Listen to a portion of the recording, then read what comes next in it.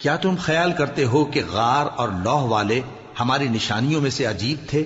جب وہ نوجوان غار میں جا رہے تو کہنے لگے کہ اے ہمارے پروردگار، ہم پر اپنے ہاں سے رحمت نازل فرما اور ہمارے کام میں درستی کے سامان مہیا کر۔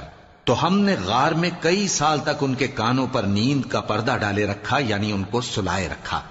پھر ان کو جگا اٹھایا تاکہ معلوم کریں کہ جتنی مدت وہ غار میں رہے دونوں جماعتوں میں سے اس کی مقدار کس کو خوب یاد ہے۔ ہم ان کے حالات تم سے صحیح صحیح بیان کرتے ہیں۔ وہ کئی نوجوان تھے جو اپنے پروردگار پر ایمان لائے تھے، اور ہم نے ان کو اور زیادہ ہدایت دی تھی، اور ان کے دلوں کو مربوط یعنی مضبوط کر دیا۔